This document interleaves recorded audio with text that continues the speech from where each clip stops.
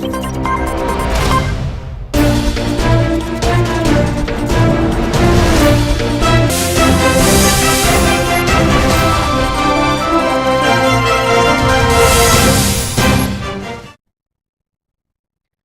To even TV news. నేను Priyanka.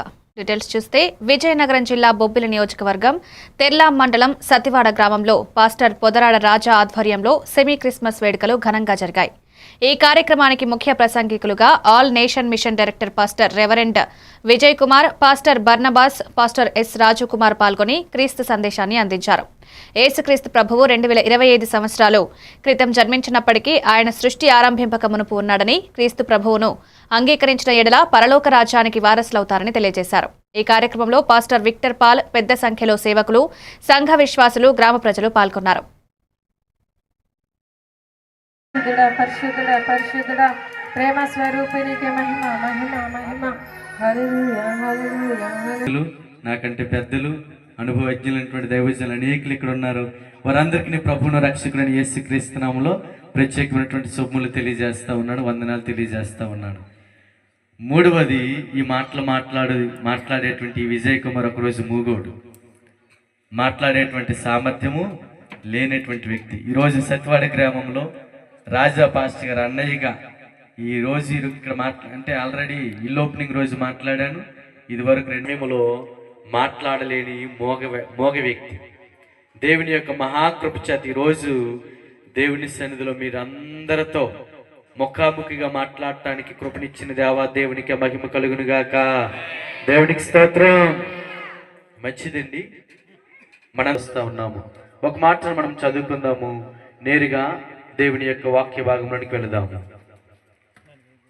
Locus వార్త 2వ అధ్యాయము 13-14 వచనాలను చదువుకుందాం. చాలా ప్రఖ్యాతగాంచినటువంటి 14 గ్రంథాలు ఉన్నాయి. మొదటి ఎస్ట్రెస్, ఫస్ట్ మకాబీసు, సెకండ్ మకాబీసు అనేటువంటి అపోకలిప్స్ అనేటువంటి ఆ 14 పుస్తకాలు రాయబడ్డాయి. అంటే that is the dark age అంటారు. అంటే చీకటి యుగం. ఆ కాలంలో దేవుని దర్శనం లేదు, దేవుని మాట లేదు, దేవుని వాక్కు లేదు, దేవుని యొక్క ఎటువంటి ఛాయాచిత్రము కూడా లేదు. నిజానికి మనము అటువంటి పరిస్థితుల్లో ఉన్న క్రీస్తునామములో ప్రత్యేకమైనటువంటి శుభములు తెలియజేస్తా ఉన్నాను, వందనాలు తెలియజేస్తా ఉన్నాను. మూడవది, ఈ మాట్లాడేటువంటి విజయ్ కుమార్ ఒకరోజు వరంగల్ జిల్లా దేశవ్యాప్తంగా ఉన్న American Baptist foreign mission society ఆస్తుల రక్షణ కోసం 3 దశాబ్దాలుగా చేస్తున్న పోరాటం న్యాయస్థానాల్లో గెలిచింది. కానీ Hanamkonda mission hospital, Baptist church ఆస్తులతో పాటు ఉమ్మడి వరంగల్ జిల్లాలోని ఆస్తులు ఇప్పటికీ కబ్జాదారుల గుప్పిట్లోనే ఉన్నాయి. పేదవారికి చెందాల్సిన ఆస్తుల ఫలాలను కొంతమంది హైకోర్టు ఆదేశాలు ఉల్లంఘించి దర్జాగా అనుభవిస్తున్నారు. బీద క్రైస్తవ ప్రజలకు చెందాల్సిన స్థలాలను కబ్జాదారులతో కొంతమంది పాస్టర్లు వారి స్వలాభాలకు, వేరే భూ కొనుగోలుదారులకు, అమ్మకాలకు, కబ్జాలకు సహకరిస్తున్నారని క్రైస్తవ సంఘాల నాయకులు ఆరోపిస్తున్నారు. ఈ విషయాన్ని సిపి దృష్టికి ముఖ్యమంత్రి రేవంత్ రెడ్డి వరకు చేరే వరకు బీద క్రైస్తవులకు న్యాయం చేసేలా పిఏబీసీ డైరెక్టర్ మంద సురేష్ బాబు మీడియా సమావేశంలో తెలిపారు. ఈ కార్యక్రమంలో మిగతా క్రైస్తవ సంఘాల నాయకులు, పాస్టర్లు తదితరులు పాల్గొన్నారు.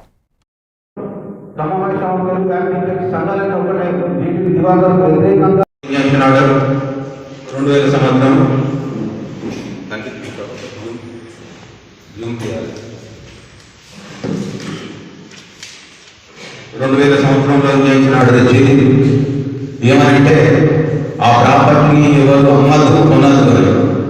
ఉమ్మడి జిల్లాలో ఉన్న జనగాం ప్రాపర్టీని, ఈ ప్రాపర్టీని ఎవరు అమ్మకూడదు కొనకూడదు అని 2000 సంవత్సరంలో చేయించినాడు. అయితే దీన్ని లెక్క చేయకుండా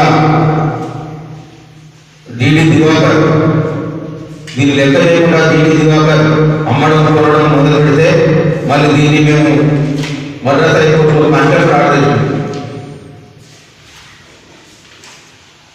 ఇది 2003లో contempt order, Madras high court order, contempt order.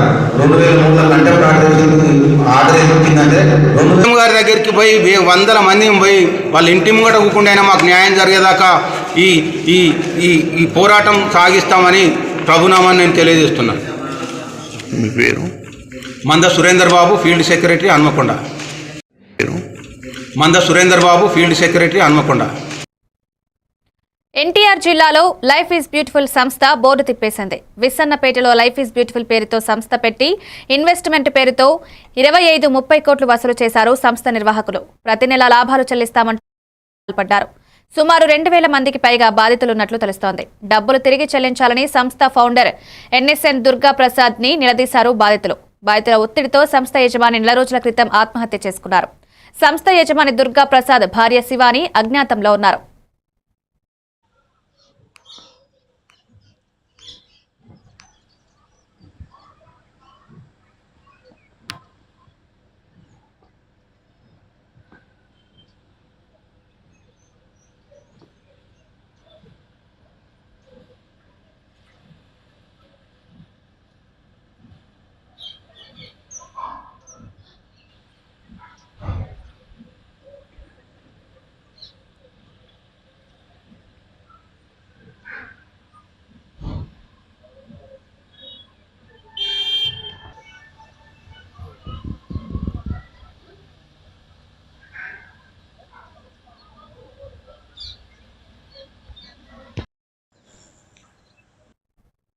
ప్రకాశం జిల్లా గిద్దలూరు పరిధిలో తాళం వేసిన ఇళ్లను లక్ష్యంగా చేసుకుని దొంగతనాలు చేస్తున్న 2 దొంగలను గిద్దలూరు పోలీసులు అరెస్ట్ చేశారు. డీఎస్పీ యుగ నాగరాజు వివరాల ప్రకారం నిందితుల నుంచి సుమారు 14 లక్షల రూపాయల విలువైన బంగారు ఆభరణాలు, కారును స్వాధీనం చేసుకున్నారు.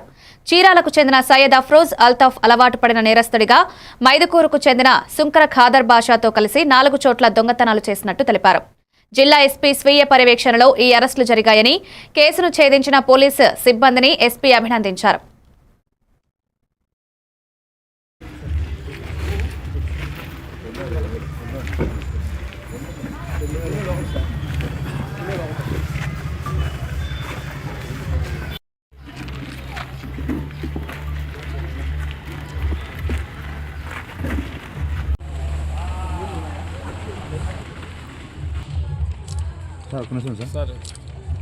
రీసెంట్ పాస్ట్లో మొన్న నవంబర్లో 23 దొడ్డంపల్లి బస్టాండ్ దగ్గర ఒక ఇంట్లో ఒక నేరం జరిగింది. ఆ నేరం జరిగే క్రమంలో ఆ నేరం జరిగిన రోజే ఒక వ్యక్తి కనపడకుండా ఏదో పారిపోయినట్టుగా కనపడిందని చెప్పేసి ఒక ఇన్ఫర్మేషన్ ఉంది. ఆ ఇంట్లో ఉండేవాళ్ళు దాదాపు ఒక 6 నెలల నుంచి బాంబేలో ఉన్నారని, అన్గార్డెడ్గా ఎవరు నివాసంగా లేకుండా ఉన్న ఇళ్ళని పగులంతా కూడా వాచ్ చేసుకుని రాత్రులు వాటిని బ్రేక్ ఓపెన్ చేసి అక్కడ దాంట్లో ఉండే విలువైన వస్తువుల్ని దొంగిలించుకోవటం అనేది వీళ్ళకి అలవాటుగా మారింది. ఈ అల్తాఫ్ అఫ్రోజ్ అనే అతను దాదాపు ఇంతకు ముందు కూడా ఒక పాత నేరస్తులు, ఒక 50-60 కేసుల్లో ఇతను ముద్దాయిగా ఉన్నాడు. చాలా పాత నేరస్తులు.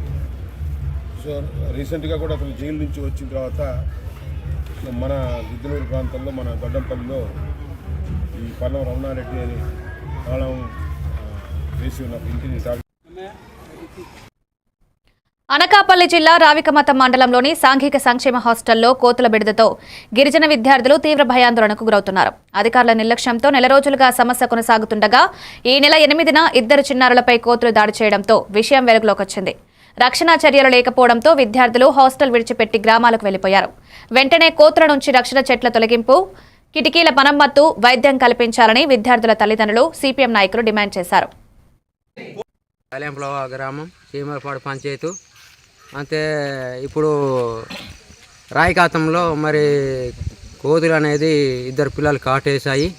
అంటే ఇప్పుడు మా పిల్లలు 2 అప్ అండ్ డౌన్ చేస్తున్నారు. అంటే ఇప్పుడు అప్ అండ్ డౌన్ చేస్తున్నారు అంటే కోతులు భయానికి మరి బెదిరిపోయారు.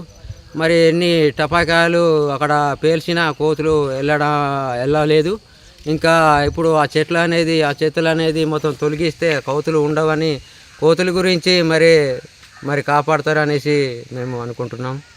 సంక్షేమ హాస్టల్లో కోతులు బెడద అనేది ఎక్కువ ఉందని చెప్పేసి గత 4 రోజుల క్రితమే మన పాంగి ఈ స్నేహ అలాగే సీదరి మంగ మీద కోతులు దాడి చేసే వాళ్ళు గాయపరిచే అధికార యంత్రాంగం స్పందించి ఏఎస్డబ్ల్యూ గారు స్పందించి ఆ గ్రామానికి వెళ్ళి వాళ్ళకి కాస్త వైద్య ఖర్చులు కూడా ఇచ్చారు. అయితే ఈరోజు రావకతం ఆ సాంఘిక సంక్షేమ హాస్టల్ అనేది ఉన్నది. కానీ అక్కడ ఉన్నటువంటి కోతులు మాత్రం నిర్మూలన చేయడం కోసం అధికార యంత్రాంగం పట్టించుకోలేదు. దీనివల్ల పిల్లలకి భయభ్రాంతులు గురేవి తిరిగి ఇంటికి వచ్చేసాయి.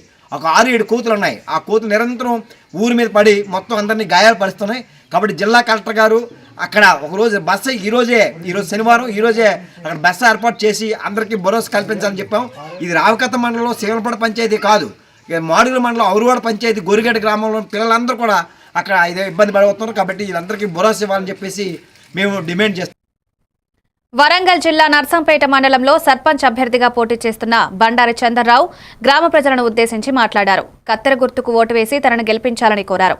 ఈ సందర్భంగా ఆయన మాట్లాడుతూ గ్రామంలో గత కొన్ని సంవత్సరాలుగా అభివృద్ధి కొంతమేరకే పరిమితమైందన్నారు. తాను గెలిస్తే హై లెవెల్ బ్రిడ్జ్ నిర్మాణం, సీసీ రోడ్లు, డ్రైనేజ్ వ్యవస్థతో పాటు అవసరమైన మౌలిక సదుపాయాలు కల్పించేందుకు కృషి చేస్తానని హామీ ఇచ్చారు.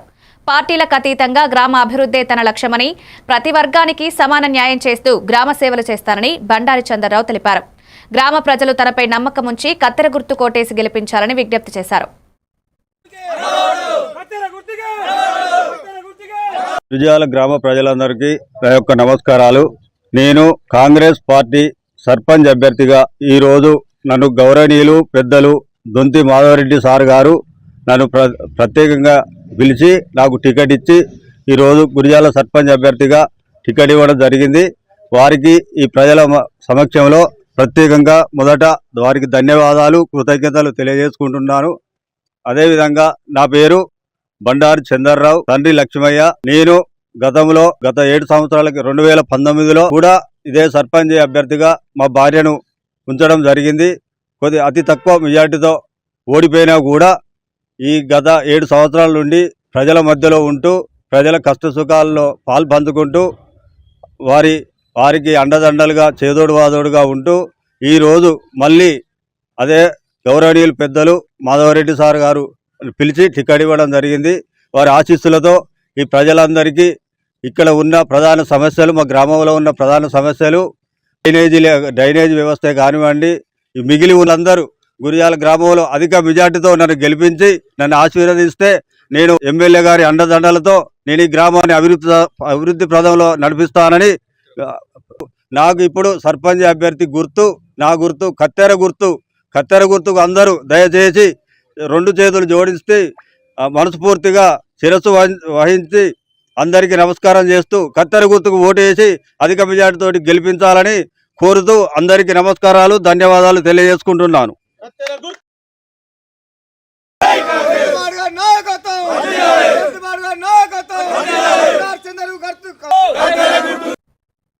కావలి పట్టణం తుమ్మలపెంట రోడ్లోని జడ్పీ హైస్కూల్ గ్రౌండ్లో నిర్వహించిన Kavali division AP teachers cricket throwball tournament Kavali MLA Kavya Krishna Reddy ఘనంగా ప్రారంభించారు.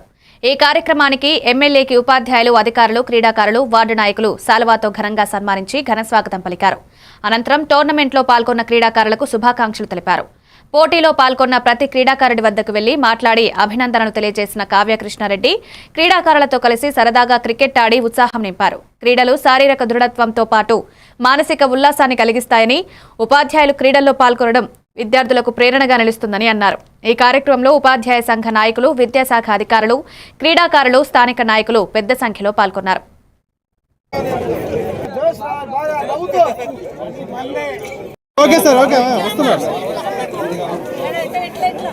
సభకి నమస్కారాలు.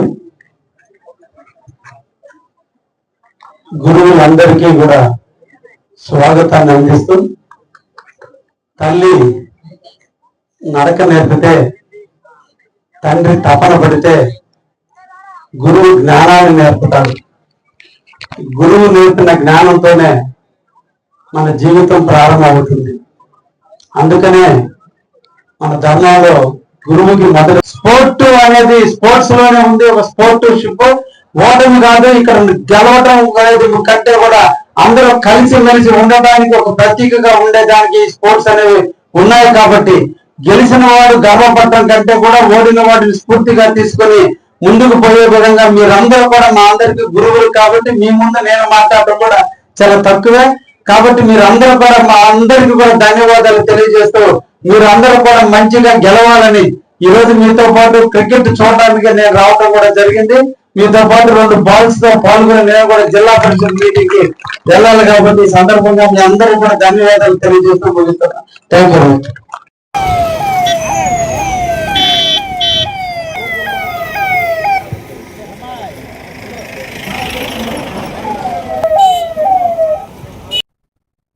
అంబేద్కర్ కోనసీమ జిల్లా రాజోలు నియోజకవర్గంలో సఖినేటిపల్లి మండలం అంతర్వేది శ్రీ లక్ష్మీనరసింహస్వామి ఆలయంలో ధనుర్మాస ఉత్సవాలు ఈ నెల 17 నుండి జనవరి 14వ తేదీ వరకు జరుగుతున్నాయని అసిస్టెంట్ కమిషనర్ మోకా నాగవరప్రసాద్ తెలియజేశారు.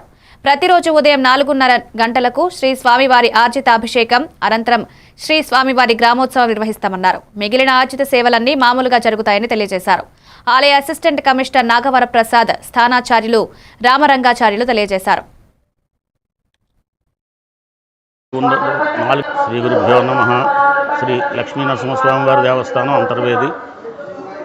స్వామివారి ధనుర్మాస ప్రారంభం సందర్భంగా డిసెంబర్ 16వ తేదీ నుండి భోగి రోజు వరకు కూడా స్వామివారికి ధనుర్మాసం సందర్భంగా తెల్లవారుజామున 4 గంటల 30 నిమిషాలకు అభిషేక సేవ, అనంతరం ధనుర్మాస నివేదనలు, తీర్థగోష్ఠి, అనంతరం ప్రతిరోజు కూడా పల్లెకిలో స్వామివారి గ్రామ సేవ జరుగుతుంది. అలాగే 30వ తేదీ ముక్కోటి ఏకాదశి, వైకుంఠ ఏకాదశి సందర్భంగా ఉదయం 6:30 గంటలకు స్వామివారి ఉత్తర ద్వార దర్శనం నిర్వహించబడుతుంది. కావున భక్తులందరూ కూడా స్వామివారిని ధనుర్మాస కాలంలో స్వామివారిని సందర్శించి అనుగ్రహ కటాక్షాలు పొందవలసిందిగా కోరుచున్నాం. ఓం నమో లక్ష్మీ నరసింహాయ నమః. ప్రముఖ పుణ్యక్షేత్రమైనటువంటి అంతర్వేది దేవస్థానం నందు ధనుర్మాస ఉత్సవాలు 17, 12, 20 తేదీ నుంచి ప్రారంభమవుతాయి. ఈ ధనుర్మాసంలో ఉత్సవాల సందర్భంగా స్వామివారికి జరిగేటువంటి అభిషేకాలు ప్రతిరోజు 5:30కి జరిగేటువంటి అభిషేకాలు తెల్లవారుజాము 4:30 గంటలకు ప్రారంభించబడతాయి. తదుపరి ఆ కార్యక్రమాలన్నీ పూర్తి చేసుకున్న తర్వాత స్వామివారి గ్రామోత్సవ కార్యక్రమం నిర్వహించబడుతుంది. ప్రకాశం జిల్లా గిద్దలూరు మండలం సంజీవయ్యనిపేట సమీపంలోని అటవీ ప్రాంతంలో సారే మేకల శ్రీనివాసులు, శారద భార్యాభర్తలు ఉరివేసుకుని ఆత్మహత్యకు పాల్పడిన ఘటన ఆలస్యంగా బయటపడింది. దత్తరపల్లికి చెందిన ఈ దంపతులు 5 నెలల క్రితమే అదృశ్యమయ్యారు. అప్పుల బాధతో ఇంటిని వదిలి వెళ్లిన వీరు ఆత్మహత్య చేసుకున్నారని పోలీసులు అనుమానిస్తున్నారు. స్థానికుల సమాచారం మేరకు పోలీసులు ఘటనా స్థలానికి చేరుకుని కేసు నమోదు చేసి దర్యాప్తు ప్రారంభించారు. సరమేకల శ్రీనివాసులు మరియు ఆంకి అతనికి 46 సంవత్సరాలు, అలాగే శారదానికి 42 సంవత్సరాలు. వీళ్ళిద్దరూ కనిపించట్లేదని చెప్పేసి మనకి ఫిర్యాదు ఇవ్వడం జరిగింది. ఆ ఫిర్యాదు మేరకు మనం కేసు రిజిస్టర్ వాళ్ళు మిస్సింగ్ కేసుగా రిజిస్టర్ చేసాము.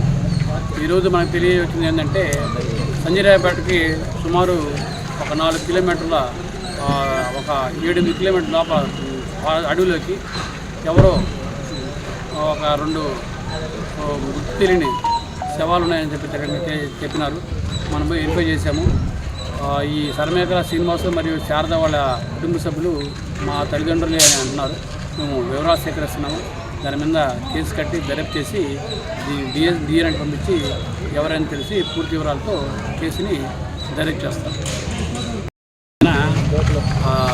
సరమేకల శ్రీనివాసులు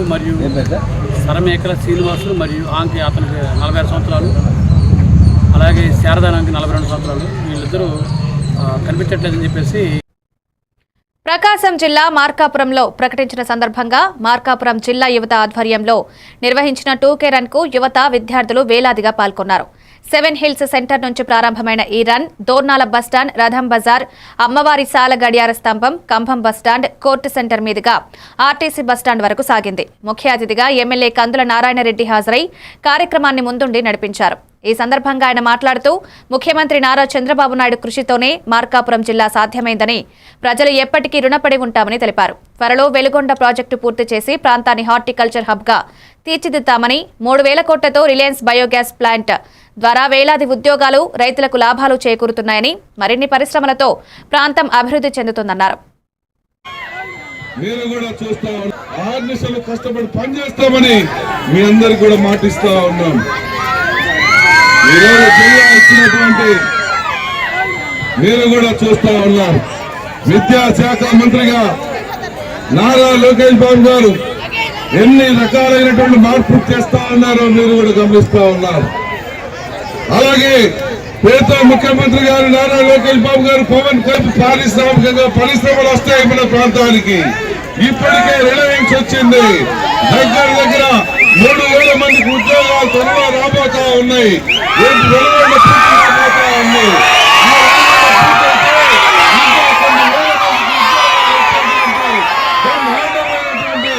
కంపెనీలు మన మార్కాపురం తీసుకొస్తానని చెప్పి మీ అందరికీ మాటిస్తా ఉన్నా.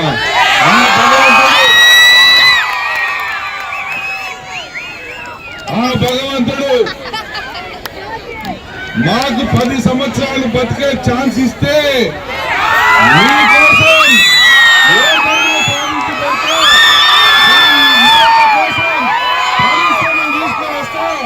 అలాగే ఈ ఊరు రూపురేఖలు మార్చేస్తా.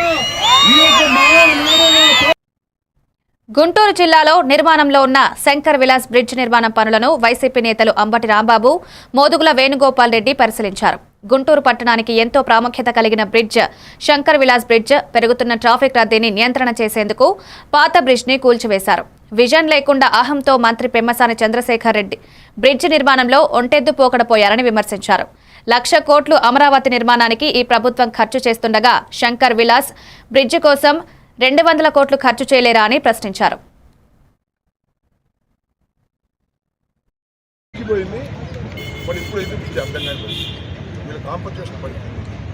ఇంత దుర్మార్గంగా మీరు వ్యవహరిస్తున్నారే ప్రజాస్వామ్యంలో. పెమ్మసాని అనేటటువంటి ఒక కేంద్ర మంత్రి పార్లమెంట్ సూక్ష్మంగా చెప్తే వాటిని రిప్రజెంట్ చేయడానికి ప్రభుత్వం ఈ సమస్యలు మా పార్టీ వైపు నుంచి మేము ఒత్తిడి తీసుకోవడానికి ప్రయత్నం చేస్తాం. మేము అపోజిషన్ ఉన్నాం, మేము ప్రయత్నం చేస్తాం, గట్టిగా ప్రయత్నం చేస్తాం. మీరు ఆల్రెడీ సాయం చెప్పినట్టుగా ఉన్న పిచ్చిపోయింది, మరి ఇప్పుడైతే పిచ్చి అర్థం కాదు. మీరు కాంపన్సేషన్ పడుతుంది.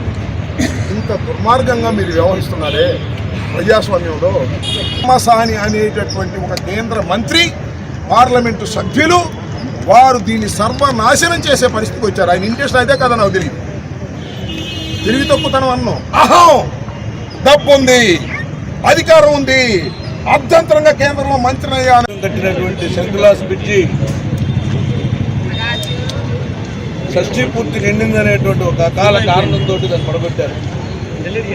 దాని మీద గుంటూరు వెస్ట్ పచ్చిపాడి దానికి అనుసంధానం చేసే బ్రిడ్జ్ ఇది.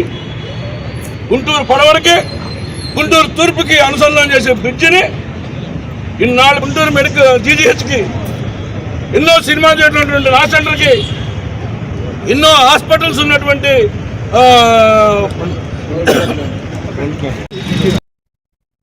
కడప జిల్లా ప్రొద్దుటూరు బస్టాండ్ వద్ద మున్సిపల్ యానీ బిసెంట్ స్కూల్ వరకు గోవిందమాల భక్తుల ఆధ్వర్యంలో శోభాయాత్ర ఘనంగా నిర్వహించారు. గోవిందమాల భక్తులు భక్తి శ్రద్ధలతో భారతదేశ సంస్కృతి సాంప్రదాయాలను ప్రదర్శిస్తూ ఎద్దుల ప్రదర్శన, గుర్రాల ప్రదర్శన, కోలాటం ప్రదర్శనలతో అంగరంగ వైభవంగా వెంకటేశ్వర స్వామిని దర్శించుకోవడంతో పాటు భక్తి శ్రద్ధలతో జరిగింది. అందరూ ప్రొద్దుటూరు ప్రజలు స్వామివారి ప్రత్యేకంగా అలంకరించడంతో పాటు నైవేద్యాలు, ప్రసాదాలు సమర్పించారు. ఈ కార్యక్రమానికి ప్రొద్దుటూరు గోవిందమాల భక్తులు పాల్గొన్నారు.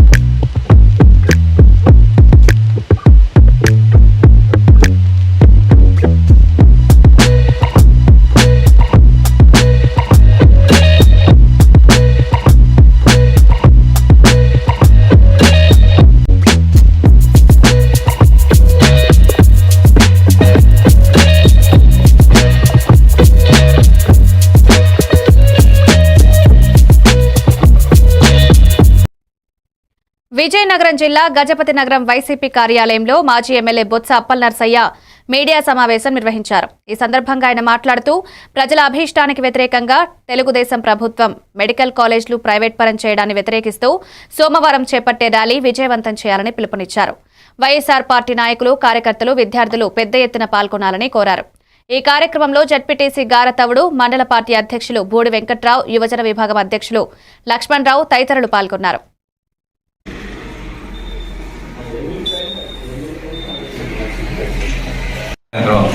సమర్పించే కార్యక్రమం చేస్తామని చెప్పి ఈ కార్యక్రమంలో గజవనారంలో ఉన్న వైఎస్ఆర్ కాంగ్రెస్ పార్టీ కుటుంబ సభ్యులు, విద్యార్థులు, యువత అంతా కూడా పాల్గొనవలసిందిగా మీ ద్వారా గజవనార ప్రజలను నేను కోరుకుంటున్నాను.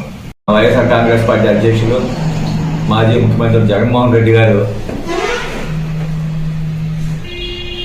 ఈ నిర్ణయం ఒక ప్రజా వ్యతిరేక నిర్ణయం కాబట్టి ఈ నిర్ణయాన్ని వెనక్కి తీసుకోవాలని చెప్పేసి రాష్ట్ర వ్యాప్తంగా కోటి సంతకాలు పెట్టి గవర్నర్కి సమర్పించిన నిర్ణయానికి మద్దతుగా మరి మొన్నే ఈ 4 లక్షల సంతకాలు కూడా మరి విజయవాడ తీసుకెళ్లే కార్యక్రమం, ఆ తర్వాత 18 తారీఖున సాయంత్రం 4 గంటలకి గవర్నర్ గారికి మరి మా నాయకుడు జగన్మోహన్ రెడ్డి గారు, పార్టీ పెద్దలు అందరూ కూడా కలిసి ఊరేగింపుగా వెళ్ళి ఈ సమర్పించడం జరుగుతుంది.